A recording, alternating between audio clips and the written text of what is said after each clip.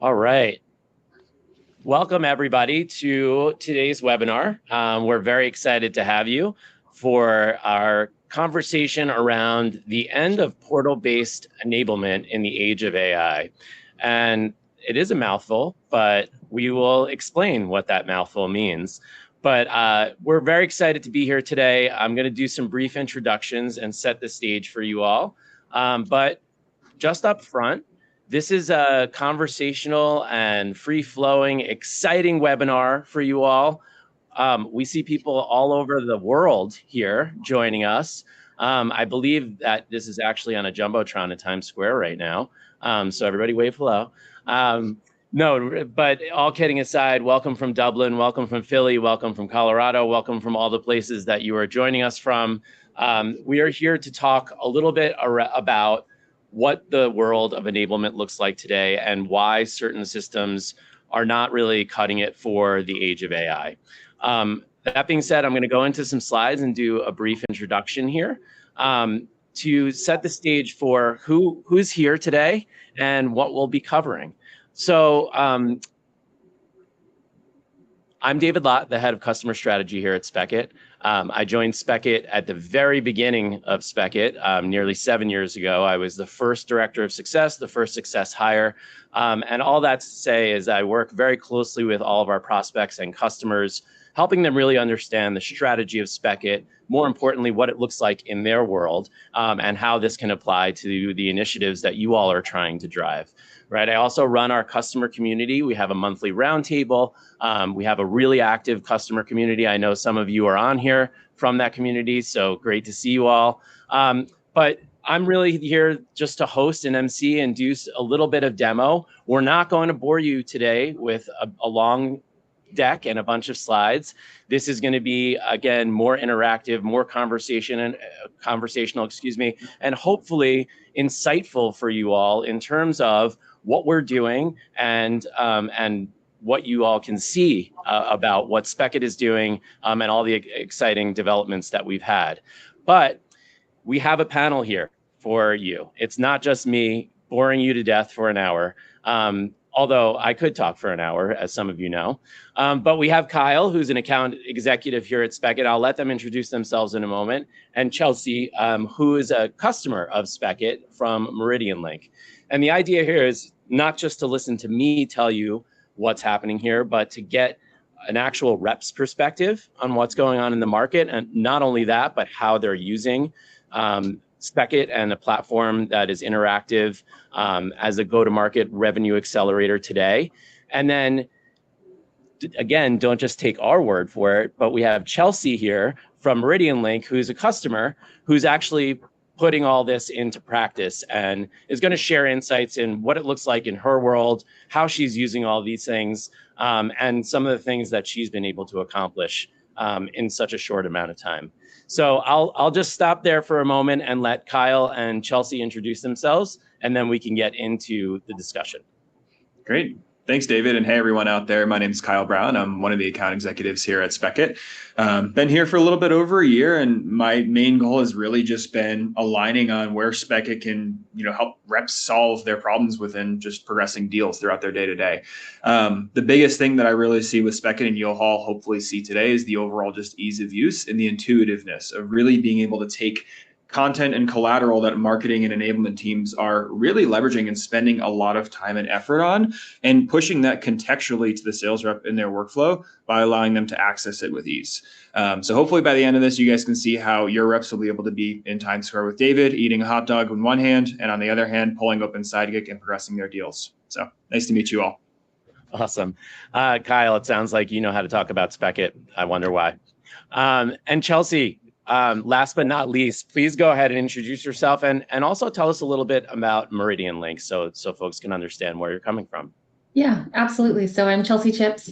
I've been with Meridian Link for almost 10 years. Most of that time was as a senior operations analyst. But I've been in enablement now for almost 3 years. May will be 3 for that.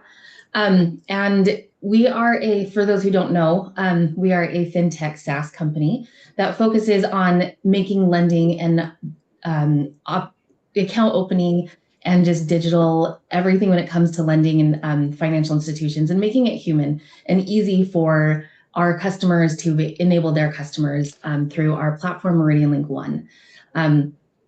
I have, like I said, I've been in enablement now for 3 years, and I actually inherited Spekit from my predecessor, and kind of sat down with it and really got to look at everything that we had. And it was a little messy at first.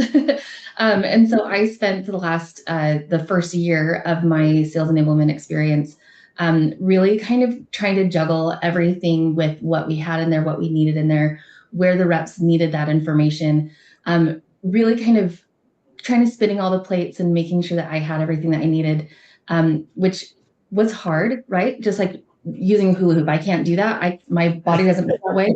My brain wasn't moving the way that the sales reps needed based off of what we had in our Spekit platform. And so what I did over the course of about 6 months was I redid everything. I deleted 90% of our content and rebuilt everything for our team. And it has since continued to skyrocket and grow within our enablement platform, our enablement initiatives. And it has really made a huge difference in our sellers' lives. Absolutely. You did an incredible job with that. And I would say that most people are not a stranger to the problem that you faced, which is we've got a lot of content. A lot of it is outdated. A lot of it is noise. A lot of it is living in multiple places. How do we consolidate that and really drive the bottom line initiatives that we want to? And I know that you have had such a great experience in really refining what Spekit is at Meridian Link. I also know that you are extremely concerned with data and have your finger on the pulse, and you know what's happening with your teams and in and around Spekit. So just for a moment, would you just tell us about the acceleration of use that's happened in the past few months? Yeah, absolutely. So I love that you use the word accelerate. Also, by the way, that is our word of the year at Meridian Link. That was our theme at SCO, which was super fun. So that was perfect word. But yes, so over the last, probably since August when we launched Deal Rooms, our usage in Spekit tripled. It was a long road to get even to where we were in August, but having a realigned vision and goal for what we were doing with Spekit as far as like company initiatives, sales plays, anything like that, we wanted to make sure that we could empower our users, our sellers, to get what they needed. And so by really leveraging and doubling down on the content that was in Spekit, how easy it was to find it, deal rooms, and announcing that and empowering our users for that, it has continued to go up and to the right consistently since August. It's awesome. It is really a great success story. And for those of you on the call who don't know what we're talking about, you're going to see all the things that we're talking about, including deal rooms and all of the things that Chelsea has mentioned. So don't worry, we will fill you in. But that is an exciting thing. And I think the bottom line is your discipline and drive and sort of dedication to enablement and having that finger on the pulse, as I said, I think is a testament to the success that you're seeing. And I think you've been a part of our community, and a lot of our customers have learned from you. And so I'm excited to get into it more in today's discussion. But before we do that, I really do want to set the stage for what this challenge is in the market and why we're having this discussion today. Because the reality is there is a pressure today to execute. There is a pressure for reps to ramp faster, to hit quota faster. There is the pressure to turn your performers all into your top performers, to run deals without sacrificing quality, to roll out change without slowing execution. These are all things that are top of mind for leadership teams. And the challenge that is compounding with that is really that reps are suffocating. There's so much new. There's so much change. There's so much AI being thrown at them. And there's more competitive competition, for lack of a description, happening in the marketplace because of this change, because of the innovation, because of the ways that people are developing so much faster. It means that organizations have a hard time actually deploying these things and then adopting them and seeing them to success. And on top of that, the rep is being inundated with all of this new technology and saying AI is going to make this better, AI is going to make this faster. And when we look at the data, which this is data that comes from the Gong State of AI report, a recent report that they put out, it is not making folks more effective. It's actually, they're drowning in it, right? And what you're seeing is that this AI is becoming a difficult thing to manage if it's not used and harnessed in the most effective ways for your go-to-market acceleration, right? And there are ways that we can use this powerfully, and we've seen it in multiple places, right? But there are things like general purpose AI that are not getting that job done because there's so much disparate information, because there's so much noise, and there's not enough signal. And a lot of what we're going to talk about today is really the closed loop of how we're programming those things to make sure that that go-to-market engine is up to date, the most governed content in the flow of work for reps to access without losing that speed and without taking time to be inundated by new technologies. And so as that is happening, what you'll see is that the speed and the rate of execution that is expected is increasing. But these legacy approaches, these destination portals of going to places, context switching, searching, not finding, that's where there's a performance gap, right? And we're not seeing reps be able to meet the change that's happening in the market at the rate at which it's happening with the current way that they're doing things today, which is why we've taken a different approach to things, right? A lot of the current portal enablement platforms out there are destinations, and they're really they have different purposes, and they're not really driving performance. And the bottom line is about execution, and it is about performance. And so there are things that are great storage places and great portals, as we like to say. There are great places to do learning and education, right? And there are great places where there's traditional enablement content housed. The challenge is it's activating all of that. It's reinforcing all of that. It's having that content be regularly available for you so that you can actually use it, apply it, and understand it, and explain it to your prospects and customers and to the market as well, right? And so I think that you'll see a lot of what we're doing is we do have a centralized hub, and we do have this go-to-market knowledge engine where things are housed and organized in a way that makes sense, in a way that Chelsea can hula hoop through her day, right? And still do her job. But the reality is we're also going to see how someone like Kyle is not going to spend time digging through those file structures and folder structures to then find the things that he needs to get a deal done or to respond to somebody in real time.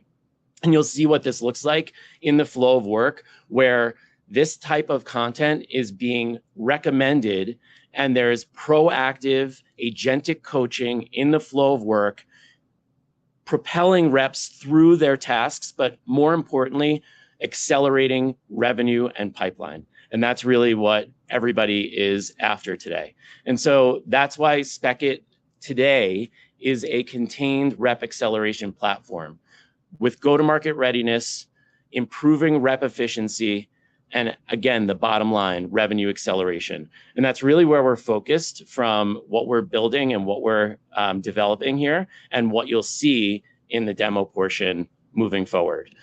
So I'm going to spend time in the product explaining some of these things, but also we'll have some discussion around them. We'll hear from Chelsea and how she's using some of these things, what things look like in her world. And again, not just bland demo examples, but an understanding of how would this translate to you all? And how would this translate to the worlds that you are living in, the things that you're trying to accomplish, and your bottom line objectives, right? And so hopefully you'll see those parallels, and hopefully you'll see the way in which that can happen.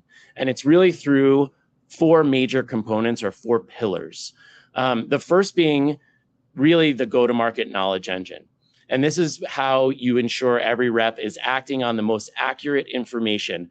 And we are focused at the very beginning of things on what governance looks like, because a larger problem with a lot of these systems is the garbage in, garbage out problem, right? If you don't have the most up-to-date, the most current language, messaging, positioning, competitive information, product information, sales plays, all of those things, right? Then your reps are sifting through not only inaccurate information, but noise, right? So understanding how to organize that, the different ways we can bring in different content sources for that organization and for that sort of knowledge hub, and how that then translates out for the rep into that agentic coaching experience. And you'll see that Kyle's going to demo a little bit of what Spekit looks like for him in the flow of work, and what delivering real-time insights and deal recommendations and sales process and all of that is happening in real time for him. And then we're going to talk about the personalized buyer experience and how we can actually tailor what we're selling to the buyers and customers that we're working with.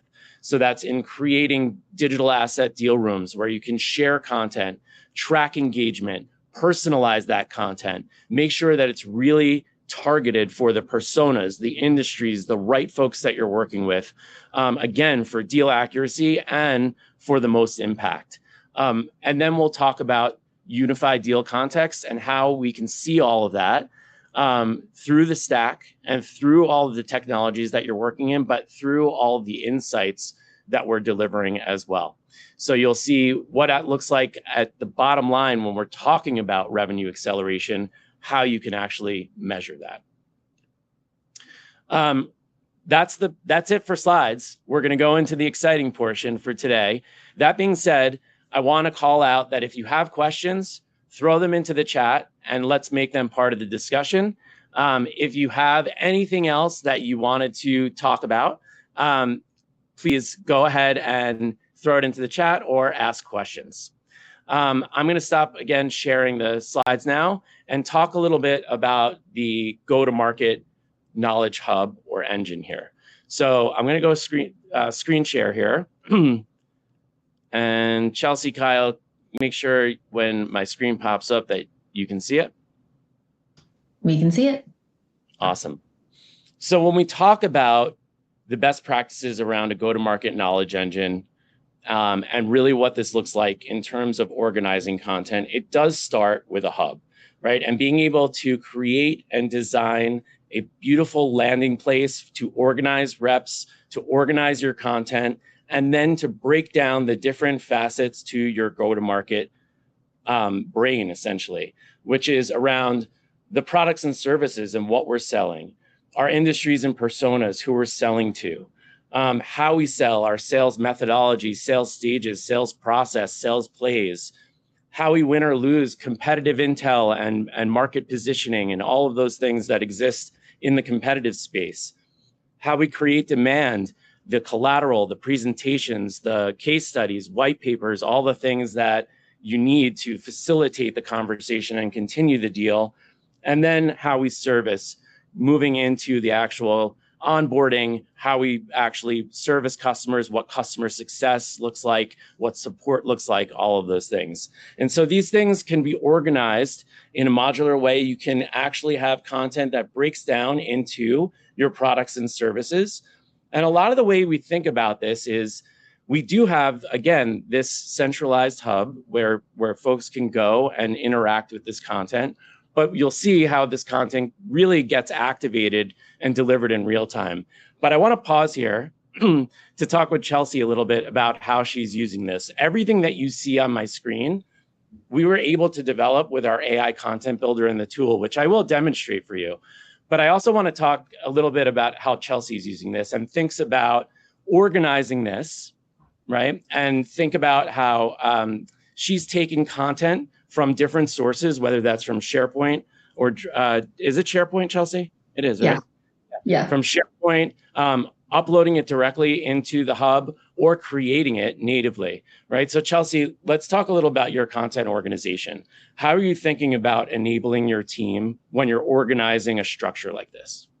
Yeah. So at the end of the day, I mean, and if you saw my LinkedIn post, at the end of the day, reps right now currently are expected to become like treasure hunters, right, for content. And the goal with that is to stop that process. Like we don't want them to have to, in the middle of a deal, in the middle of a call, dig through 3 different platforms to try and find content. And so what we've done is prior to, well, we, like I said, when I started in enablement, I inherited Spekit, and it was really messy and no one really wanted to take the time to do anything with it. And so we built an actual content management system within SharePoint. And that is truly still where we house all of our Word documents, PowerPoints, things that the sales teams need.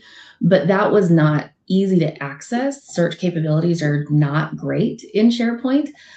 Even with AI and Copilot and being able to navigate and kind of identify content that way. So what we did was instead we went back to Spekit and, like I said, removed everything and then built it from the ground up, where we really utilize topics like parent topics and subtopics and the one-to-many associations. So that way, no matter which way a seller is going to find the content, no matter the path that they take, they're going to still be able to find it. So we have not only a variety of products, we have partner marketplace. We have 350 plus active partners that integrate with our system, or our multiple systems. And so that's a lot of information to try and find, and a lot of knowledge that's out there that the sellers need in order to be able to win their deals. And so what we've done is we have all of our partner information in one section, but we've also linked it with all of our product information as far as like which partners map to which product. Really taking advantage of that one-to-many association, like I mentioned before, because I make an assumption of how I think something is easy to find. But just because I make that assumption doesn't mean that that's what our reps are experiencing as well, or their logic to get to that content. So we've taken this kind of pared down approach of, we have not as many parent topics, because when you go into, especially into the web app, it can be a lot, right? To try and get through 4 pages of topics. So yeah, she's talking about topics for everybody. We're talking about our folder system in Spekit. And so this is true of any system that you're in, right? The traditional folder structure is just, the more complex it gets, the more challenging it is to navigate that hierarchy. So I just want to call that out for anybody who is not in Spekit, doesn't know what a topic is. Those are the little boxes I shared on my screen, which I'll show again in a moment, but we're talking about really the folder structure and the content structure within the UI. Yeah. So I wanted to make sure that the reps initially didn't have to navigate through a lot.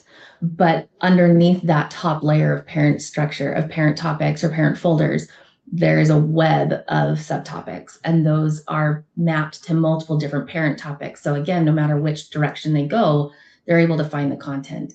But then taking it to the next level, though, ideally with the content, I don't want the reps in the web app. That defeats the entire purpose of finding information during their flow of work. And I want it to be almost spoon-fed and silver plattered to our reps. So we are highly, highly leveraging the extension. So Sidekick is huge. And it's not only just tying Sidekick to specific URLs, so the AI will recommend that content, but it's empowering the users to actually use Sidekick and ask questions. And that's where we've started to see the most engagement, because as a company, we've been pushing AI forward heavy. And it's not only through Copilot, we're doing testing with Claude, those traditional LLMs, but also pushing it in the form of Spekit and being able to tell our users, you can pull up Sidekick wherever you are, ask it a question. It's only going to find the content in Spekit or things that we've synced from SharePoint. So even though SharePoint is still our repository, I am syncing files in constantly. I don't want our reps to have to go to SharePoint. I don't want them to have to go to what we call the vault, is what we called our SharePoint site. I don't want them going there anymore. I want them coming to Spekit because it's an easier experience. It's cleaner. It makes it faster for them to find their content and to share it with customers. And we can actually track the influence on deals We can track what content is being used, what needs to be updated. I could go on and on. And I know No, but this is the challenge that we're talking about today, because the traditional portal-based, location-based systems are faced with that type of challenge, which is going to that destination, unlocking the vault, hypothetically, right? And then finding the things that you need, which are not always easy. And it's not that reps are lazy. They just want the path to least resistance to get done what they need to get done. And when there is that resistance, it becomes a challenge, right? Yeah, absolutely. I love that you talked about the integration, because what I'm going to share here is just a little bit about how we can integrate those different things together. So in building content in Spekit, you have the ability to build content natively. We call that a spec. You can sync files directly from Google Drive or SharePoint. So again, what Chelsea's doing is she's connecting directly to documentation that exists, and she's then being able to import that into Spekit so that it's then used by Sidekick for AI queries, where reps can open up our Chrome extension, that is Sidekick, anywhere in the flow of work, and ask that question right here and get an answer from that source or multiple sources, right? So there's a lot of things you can do. We can upload and house files directly in Spekit. You can create our topic or landing pages. We have our deal rooms, which Kyle's going to show for you, and in the buyer experience and how we personalize that for buyers. We have learning paths, which allow you to also repurpose content. And the idea with Spekit is you can create one piece of content that can live in SharePoint, that can live in Google Drive, but you can use it for onboarding. You can use it for a learning path. You can use it for the reps' day-to-day flow of work content. And it's all the same content source, one document, no duplications, and then any updates you make in SharePoint or Drive are going to be reflected in Spekit as well. So that's actually, real quick, David, that's one of my favorite things about it too, is because right now it's just our sellers that have access to Spekit and a handful of small other people, but we have so many other content creators outside of that, that if it was only natively built in Spekit, or if I was uploading files into Spekit, I would be the bottleneck. It would have to come through me. But by syncing files in from Confluence, even, we do have a lot of information in Confluence that our product team uses, our R&D team, that I'm able to sync that information over. So it opens up the capability for all of our other content creators to be able to keep that information up to date, and our team knowing that they are having the most up-to-date information. Because also one of the biggest issues that we have, and I know we are not unique in this, but it's versioning. Right? Sellers are going to download a file from SharePoint, and the second it hits their desktop, it's out of date. Whether it gets updated tomorrow or in 2 weeks from now, it's out of date. And so in order to mitigate them sending out of date information and to empower them to have the most up-to-date information, syncing in those files is massive. Absolutely. And I think that's also being able to see on the content when it was last edited, how much it's been utilized or shared. All of those things really contribute to the governance around how do I understand this is the right source document? How do I know this is the latest, the best, the newest, right? And all of those things are true based on what you're saying and how we think about managing those documents without having to create multiple sources. A few other things we can do here, and I'll show you how we can build some content very easily. But we can quiz within the tool, so we can send up to 20 questions and do that contextually or as part of a learning path for folks to be able to test knowledge that they've retained. And then we have 3 levels of notifications within Spekit. Obviously, when we're talking about the incredible rate of change in the market, we're talking about how to keep up with that. And so it's not just enough to have a static system that houses documentation, but it's being able to have a change enablement process around product releases, updates, new competitive information, new collateral, things that are changing on a daily basis from bottom line company initiatives, and how do those things get activated? And a lot of folks do struggle with that. There's lots of ad hoc meetings, lots of chat channels, lots of emails, lots of newsletter type things, and all of those things are fine, but if you can consistently figure out how to deliver change where it's happening, right? That's how it's going to be applied and adopted in the best possible way. And so when we look at something like our presentation today from Drive, we have the ability to add this directly to Spekit right from here. I can add it to my topic folder on how we create demand. And I can allow external sharing if I want folks to be able to put this into a deal room or customize it as well.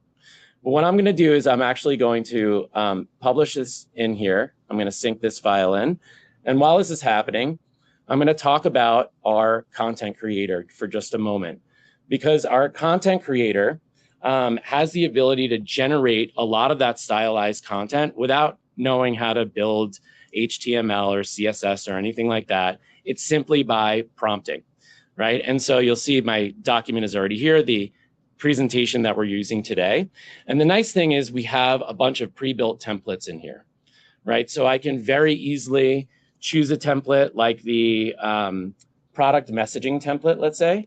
And based on the fact that we have this new product messaging, and here's the thing that I think is a challenge in the market today, is that there's so much change. You're creating documentation, and then you're creating a version of it for reps to be able to use, and then you're creating a version of it to be able to train on and onboarding, instead of being able to repurpose that and move faster. And so what I'm able to do here is actually attach the document that I just put in here. So the PowerPoint is fine, and it's got a lot of information in it, but realistically, I'm not going to expect my sales rep to go read a PowerPoint to pull out the messaging that they need from this updated presentation.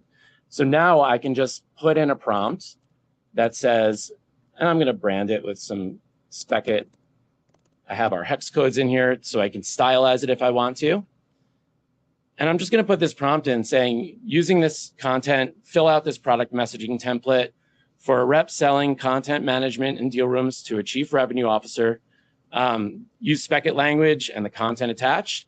And that's all I have to do to now create this really dynamic document that's going to incorporate our new and updated messaging, that's going to incorporate the personas that we're targeting, and the bottom line messaging points that are coming from this presentation around our goals, KPIs that they're looking to hit and how we can hit that. It's pulling from the actual data that was on that slide that I shared with you. And it's showing me value statements, messaging, and then challenges, what our value is and what our differentiators are. So all of this is here, ready to go. And all I have to do is title it, which I can do with AI, and hit publish. And now it's live for all of my team to use, or to ask AI, hey, give me some messaging here for selling to a CRO. And it can easily give you bullet points or an email draft or any of those things that you're looking for. Now, one of the things that we can do here is publish and notify users.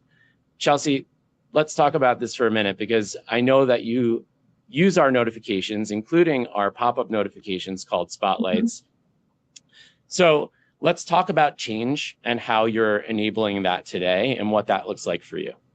Yeah. So I am very prescriptive of when I use Spotlights, mainly because I don't want people to get mad. Having that spotlight, because especially when you can have it be pretty persistent over the course of a few days, can get obnoxious. So I'm really prescriptive on when we use it, but I think that also is why it's successful when I use it, because I'm not abusing that power, right? But we have, as all of us know, in our daily jobs, not just in sales, but in our daily jobs, we get a lot of information coming at us. We get emails from multiple different places. We're always in meetings. My hashtag is no more death by meetings, because I'm tired.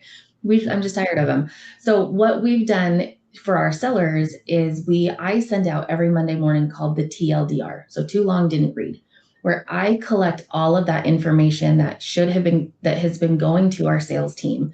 It's now grown to probably 3/4 of the company now that gets this email. But instead of sending this email every Monday, I've now put it into Spekit. So that way people can use Spekit AI to ask questions about it. And then I use a spotlight every Monday morning. TLDR is updated and here's this information, which is super helpful because in email, it gets lost, right? I could take a day off and I come back to over 75 unread messages. I don't have time to go through and read every single one of them. And so I also didn't want the TLDR to get lost in those emails as well. So having that spotlight notification, and I set it to where it will pop up regardless of what website someone's on. You can tailor it to a specific website, but with something like this, I wanted it to be wherever they needed to find it. But then if you have like change management, like in Salesforce, like, hey, something changed in Salesforce that you need to be aware of, or we just launched a certification for Salesforce. And so it was in Salesforce, here's your certification, make sure you take it. It's been really awesome to be able to tailor and kind of get right in front of their faces on exactly what is necessary for them to see without them having to dig for it. Right. And I think, the change aspect is one of the biggest things that I think I see most people actually struggling with. They can build the information and they have the information, but it's getting the information out and having people understand it and apply it. And I think you're right. I think part of it is the process and the discipline around understanding the cadence for when you're getting these updates and reps and teams knowing to expect those notifications. I think when, and on that slide that I showed earlier around the rep being overwhelmed and drowning, right? Part of that also is getting an update on Tuesday and then another one on Thursday and then another one on Monday and then another one on Wednesday. And before you know it, it's like, I'm not paying attention to these anymore because they keep coming at me, right? Versus I know when these things are coming. I have a regular cadence to expect them, and they're delivered in a way that you can measure also, right? Which is really incredible. So I think in the interest of time, let's keep moving here and go back to one more thing that I wanted to share before we go into what this looks like for a rep. But I wanted to share the idea of being able to repurpose some of that content for learning as well. And so what we have built is the ability to create what we call learning paths, which is just a sequential order of understanding information, whether you're rolling out a new product, a product change, whether you're doing this for onboarding or any other type of sort of training there. What you can do in Spekit is have all this content available. So for instance, in your sales training, in your sales playbook, you might have this content available around Medic and how to sell to a CRO, and then maybe like a role-playing module or something like that. And so when we look at that, yes, in Spekit or in a Drive, you can go through content like this, but really that content is not only able to be used in a learning type way, but it's able to be repurposed in a way that Kyle can then use it in the middle of his day when he's trying to fill out MedPick in Salesforce, right? But we can also take that and turn it into an actual learning path. So the learning path here looks like this. When we go to the Sales Mastery Guide or Selling to the CRO, we can enter here and start with this modular type experience that then tracks progress and also helps the rep understand where they are in their learning journey. So going through an overview of Medic, but then understanding where Medic is in Salesforce, right? And then all of these things that follow. However, one of the brilliant things that we've developed is the ability to then deploy that in the location where a rep actually needs to learn this information. So here in Sidekick, when they're then in Salesforce, they actually have this learning path right here on Sidekick. So that when they get to, let me go back a few, when they get to this particular piece of content around where to enter Medic in Salesforce, it really does make sense for them to be looking at the actual fields and where they're doing this and how the process ties together, rather than thinking about Salesforce in a system and then going to Salesforce and trying to remember this, right? So it's not only being able to take this content and use it in the flow of work and then say, hey, what do I do for M here? But it's also being able to deploy that in a way that you can onboard or have folks go through a journey where they learn. And with that, I'm going to stop this portion and I'm going to send it over to Kyle to show you a little bit more around what the experience looks like from an agentic coaching and unified deal experience for a rep when this content that, yes, is traditionally managed in this portal and destination is then activated in the flow of work. Yeah, thanks, David. And I definitely want to lead with that too, of like both the spotlight functionality that David and Chelsea were chatting about, as well as the learning paths. Like the change economy for a sales rep is real, right? Like the rate of change that takes place in my day-to-day and just in any rep's day-to-day across the AI landscape is very tricky. It's very fast, and there's a lot of change that comes at reps often.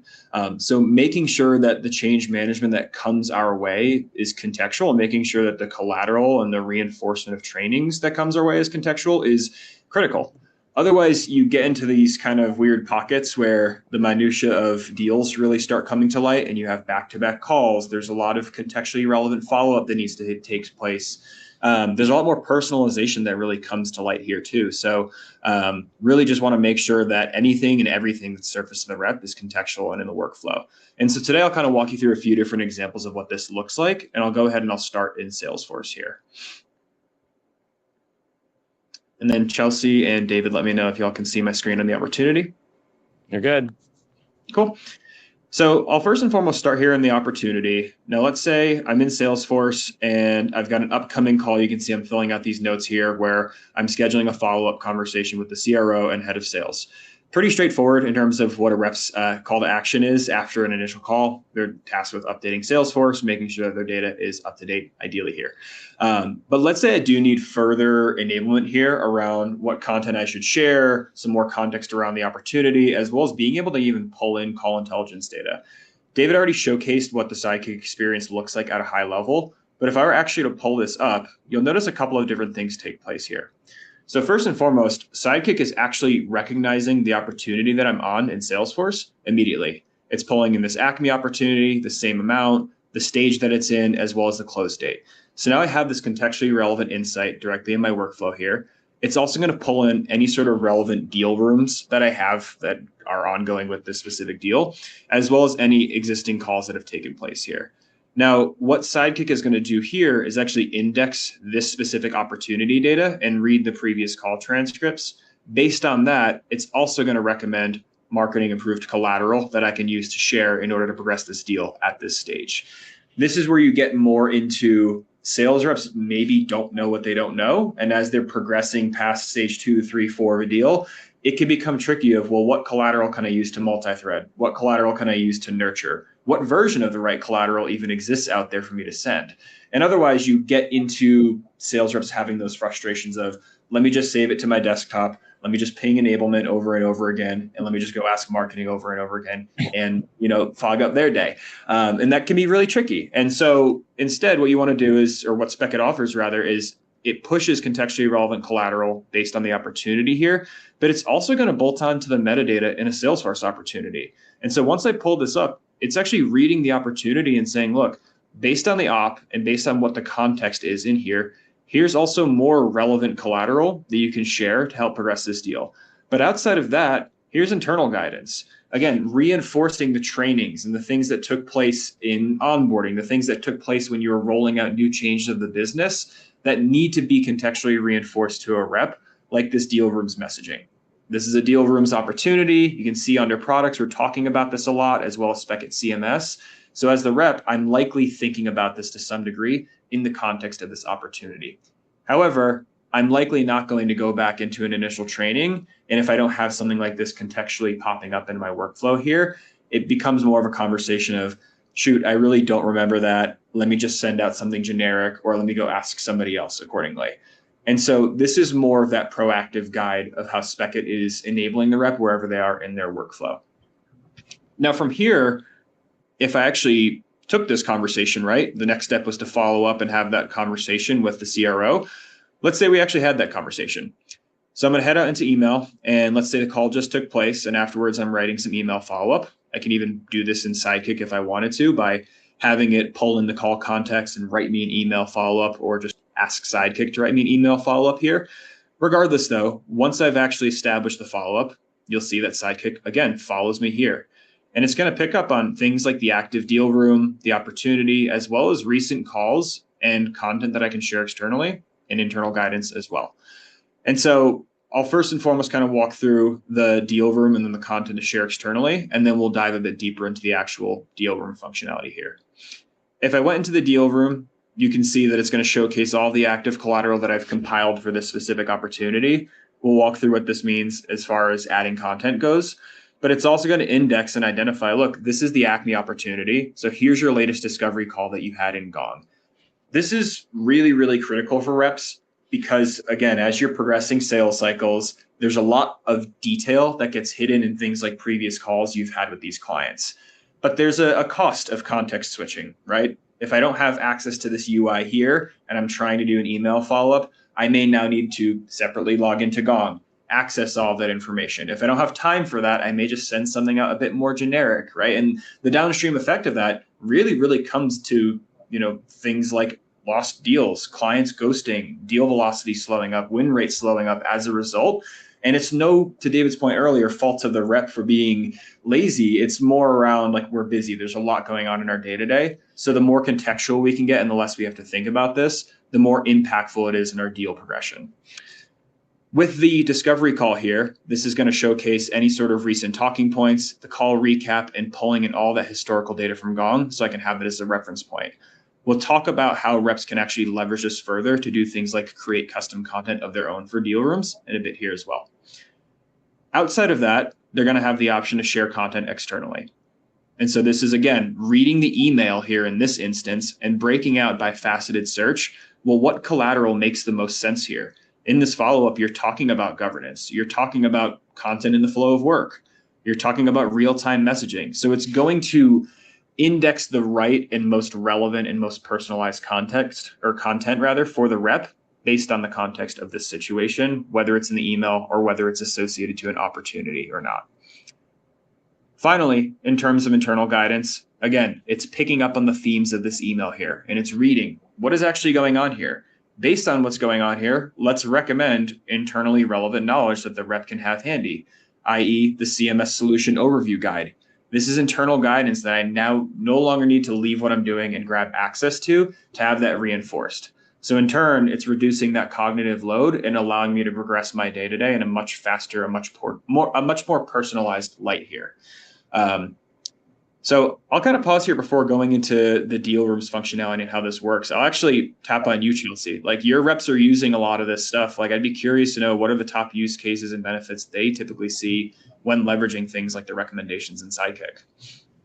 Yeah, so recommendations, again, it's all about empowering them to be able to get the content quickly, and having Sidekick be able to look at the deal that they're on, the content on the page.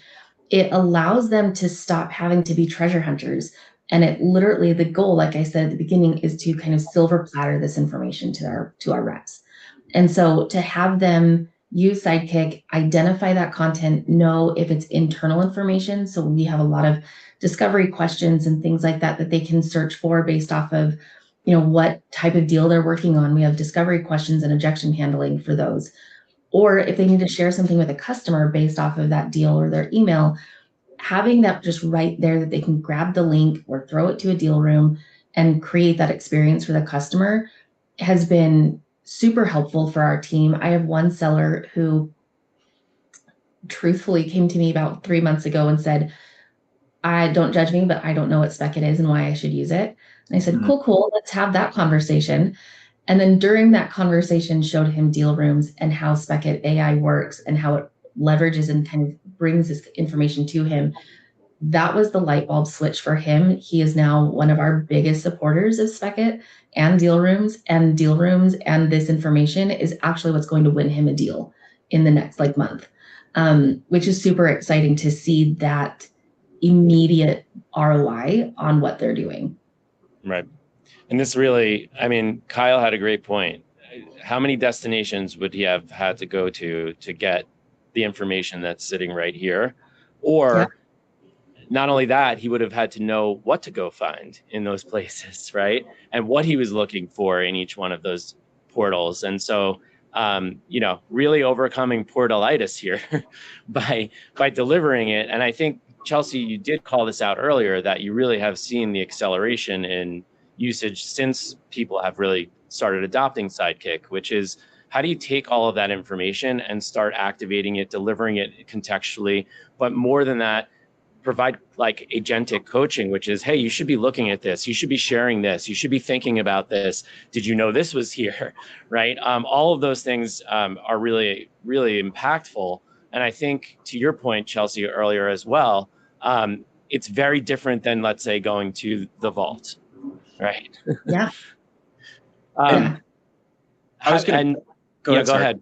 Yeah, go. You jump in. Go ahead. Well, I was going to call out too, you mentioned, like portalitis, right? And in some of these scenarios that reps are in this, and I'll talk about deal rooms as well and how to customize content in a second here, but this stems well beyond the nuances of a sales cycle in stage 2 and stage 3. There's a lot of different use cases here that really come to mind across the lens of, recommended content and being able to field those questions. Like you mentioned, Chelsea, like I use Spekit in my day-to-day, but I see this really coming to light in later stages of when legal questions get asked. Security questionnaires come through my way, and all I have to do is pop open Sidekick and then just field those questions one at a time, get those natural language responses, but then also be pointed back to those resources so I can just ship these types of motions out. So it goes well beyond just answering questions and getting deal-specific recommendations on collateral to share. This can really help in a myriad of different ways, and that reps may not even be thinking about until they hit those conversations for the first, second, third time of, wow, otherwise, if this isn't in my workflow, this could be a 2 to 3 day back and forth with legal, with security, with finance to just get those answers and then finalize and progress those deals they've worked so hard to close. Yeah, absolutely. And I think even too, to take that to the next level, like when we look for information and we find one piece, a lot of times that's where we'll stop. Right? Oh, we found what we needed or what we thought we needed. But to ask the questions in here and have Spekit AI source that information and show the sources. Just yesterday, a rep was asking me where to find something. And I walked them through using the Spekit AI search. And it gave not only just the one source that they thought that they wanted, it gave 2 other sources that they said, oh, I forgot about this. I forgot this existed. I forgot this is information that I needed. That would have ended up, had I not used it, ended up further questions down the road from the customer. So it's not only just getting that initial question, like that back and forth kind of ends, but it's also identifying things that they didn't know that they didn't know. Exactly. Kyle, let's show the deal room and the buyer experience here, and really how we can personalize some of that as well. Yeah, certainly. So if I actually pop into one of these deal rooms here, you'll notice that, and any content that gets recommended to me, by the way, in these recommendations, I do have the ability to add them into a deal room if I see fit. So if I wanted to add content into a deal room, I can do that here as it gets suggested. I already have one built out, so I'm going to go ahead and walk through what the structure of this actually looks like. You'll see that as a rep, I can also edit and make all these changes to an active deal room in my workflow here, whether it's creating a new section, creating new components of content that I want to add in. I can reorder this accordingly. Very, very seamless in the way of being able to actually adjust, create, and customize one of these deal rooms in my workflow here. But if I wanted to go ahead and actually add content to this deal overview section in light of this respective opportunity here, based on what just happened, let me go ahead and hit create spec. And as the rep, this is where this gets really, really fun for me and really helpful. So David mentioned earlier, we've got a set of templates. Reps can obviously make this stuff from scratch too. But if I wanted to go ahead and just hit this exec summary business case template, I'm going to go ahead and leverage that here. This is where I can also, outside of attaching additional specs for context, pull in previous meetings. So I'm going to look at the conversation that I just had with Acme after I'm doing this follow-up here, and I'll hit accept. Now, this is where I can prompt the AI content builder to say, using the attached call for reference, fill out this executive summary. And so now as you think about executive summaries, mutual action plans, QBRs for CSMs, Sidekick is pulling in that gong call intelligence data, referencing those previous calls, and even allowing you to do things like seamlessly fill out something like a business case based on that customized opportunity. It's showcasing the exec summary, all the details from that previous call around critical pains and business impact, and it's automatically filling out this template for me accordingly. So I can then call this exec summary, go ahead and publish this, and now I can add it successfully to my deal room here. Any sort of engagements that actually take place with this deal room, if I were to share this out with anyone, are also going to come up in this notifications hub here. So you'll notice that anytime somebody's checking out one of these deal rooms, I have the ability as a rep to get notified in real time for multi-threading purposes, to engage with closed lost opportunities, whatever the case may be, what the buyer engagement actually looks like. And again, closing that feedback loop of what is the account, what stage is it in, what are the details of the actual opportunity, but then who's engaging with what collateral within these deals. So now I can progress and prepare accordingly for any upcoming call that I may have. And or if other stakeholders start getting involved, like let's say the CRO forwards this content now to the CEO, I get access to their email alias. I know what collateral they're working at and then, or looking at rather, and then I can coordinate internally with maybe my executive team to coordinate an exec alignment call or a touch point there. So really from a multi-threading standpoint, this is really critical to get access to these analytics and engagements here. Lastly, I'll just jump in here and say, because we're not going to have a ton of time to review the roll-up insights, but the last pillar there is really around how are we delivering the insights and impact of what's happening from this performance. And this all rolls up to a buyer engagement dashboard. We're looking at deal rooms created, deals influenced by pipeline, the content that's moving the needle, or the content that's being used when the needle gets moved, the folks that are building the most and having success. Chelsea, can you tell us how many deal rooms did that one user have? We have a BDR that has created, I think, 290 deal rooms, and a sales rep, an AE that's built 77, I think, last count, and that was last week when I looked. Unbelievable. And we have people quickly meeting that and overtaking that soon, just with more and more awareness of it. Right. So Kyle's getting, as a seller, he's getting these real-time notifications. Sometimes he's getting one like a deal that closed, that didn't close, like closed lost or pushed. And then all of a sudden the buyers are re-engaging with the content. What a great signal to have, right? Then he's like, oh, well, they're actually looking at this stuff again. Time to reach back out, right? So Kyle's getting that. And then that's going to leadership as a roll-up. Chelsea, I'm curious, when you look at data like this, how are you sharing it internally with your teams? So I, on like a monthly basis, because that's usually when we'll see the most impact, right? A monthly and then maybe a quarter over quarter review. But I'll export a lot of the information from Spekit. I'll even just take screenshots of the graphs that are in there, which is super helpful. But showing the influence and the ROI of what has been influenced, because obviously we can't call it causation, right? Unfortunately, we can't. I wish that we could.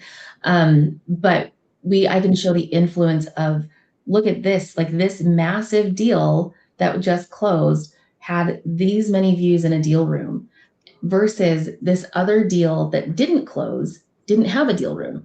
Obviously, I can't call it a one-to-one, but there is that influence and there is that easy way for leadership to see, oh, this is making a difference. Like I just mentioned, like one of our sellers, a deal room is literally going to win him this deal. He had a customer that went out on back surgery and knew he was coming back at some point this week, wasn't sure when, got notifications that customer was in the deal room looking at content. And so our seller reached out, didn't ask about the content, didn't ask about work, do anything like that. But it was, hey, how are you doing? How was your surgery? And the customer went, oh my gosh, thank you so much for following up. I just got back today. Hey, by the way, I was looking at the content that you shared. And they have their final negotiation call for, I think, today. Like it's that notification, that real-time access to when customers are looking at information is honestly what was able to get him to get back in touch with that customer and close this deal. It's awesome. And I am quickly just showing the dashboard view of that buyer engagement and what's happening from a reporting standpoint on the deal rooms created, the deals won, all of those things right here. So this is what Chelsea is seeing and what she's sharing with her leadership team as well, in addition to all of the other insights that she's getting around what people are looking at, what they're searching for, what they're finding and what they're not finding, right? So I think we're at time here, but this is an amazing chat and a great opportunity for us to really talk about some of the challenges in the market, but more importantly, how to solve some of those challenges and why what we're doing is exciting and new. And Kyle, thank you for sharing your insight as a rep and what it looks like really to activate that content. And Chelsea, thank you so much for coming here and validating what it's like to be an enablement leader in the world today, inundated by change, but managing it beautifully. So we appreciate both of you. Thank you everybody for coming. And we look forward to hearing from you after this. We'll share the recording and information as needed. So have a great rest of your day. Thanks, everyone. Thanks, Thank everybody. you.